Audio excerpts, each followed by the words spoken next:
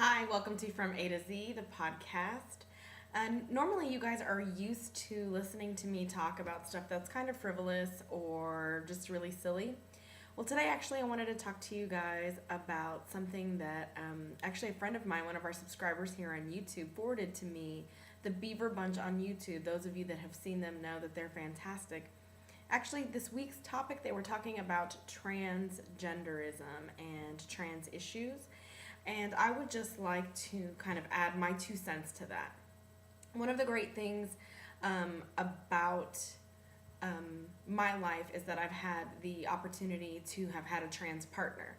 Not only did I have a trans partner, but we actually had a child together.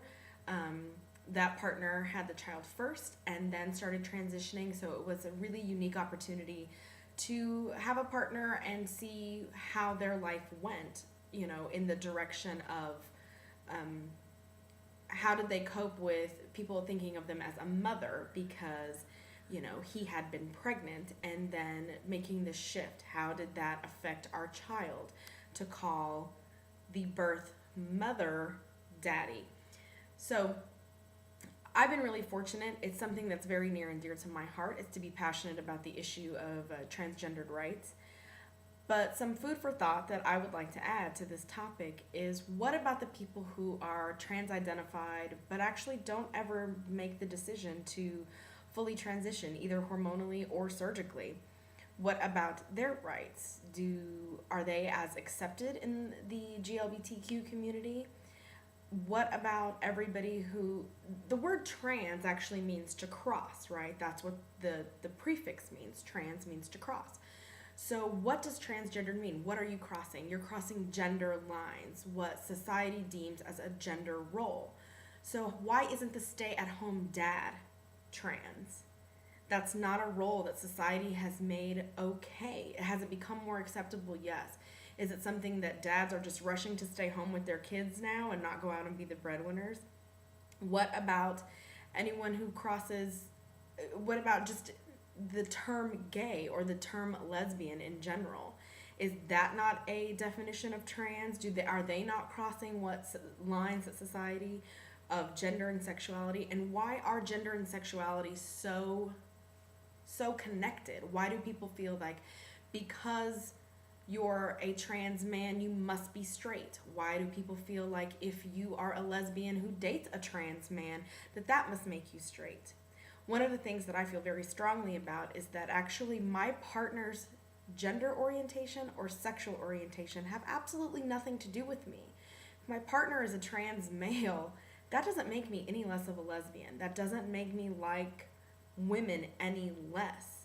It means that I'm really fortunate to have had that partner in my life. It has nothing to do with my own gender, my own sexuality. Those I think, are things that are really critical when talking about the issue of transgendered acceptance in the queer community, is making sure that we can distinguish between gender identity and sexual identity, making sure that we accept that anything that defies gender roles or society's definition of gender roles is trans. So before we get, up in arms about they shouldn't be able to do this, or they shouldn't have the same rights or whatever, human rights are human rights regardless of gender, regardless of sexuality, regardless if you fall somewhere in between. Almost everyone I know that's been fortunate enough to have trans friends in their life, or a trans partner, or who are themselves transgendered, always speak about the spectrum. And where they fall in that spectrum is a constant evolution. And I think really recognizing that somebody's gender right now may be, for example, me. I feel like my gender is femme. I feel like that's how I identify. My sexuality is lesbian. But that can change. That can absolutely evolve as I evolve. And making room and allowances for that, I think, are super, super critical. In any of it. Kate Millett wrote an amazing book, Sexual Politics, and, then you have Judith Butler, you have Leslie Feinberg, all people who, make allude to gender as something political, gender as something important, and at the same time, gender as something completely unimportant in the grand scheme of things. I know that I get like really riled up about this, and I know people are going to disagree, and I fully accept that. I know that my ideas aren't probably always going to be the most popular, and that's okay. But I definitely wanted to make sure that I spoke up for the people who, somewhere in that spectrum, aren't able to or haven't reached the point where they're going to be able to transition, and they may never get there. They may never decide to transition. That doesn't make them any less trans if that's how they identify. And it doesn't make their partner or their family, it doesn't affect their feelings about it or their gender or their sexuality, hopefully, if they have, a really supportive, community. And I think that's why it's really important for all of us that staunchly identify as lesbian or staunchly identify as gay or staunchly identify as bisexual to really open up our minds and broaden our horizons to accept something that's a little more inclusive, like queer.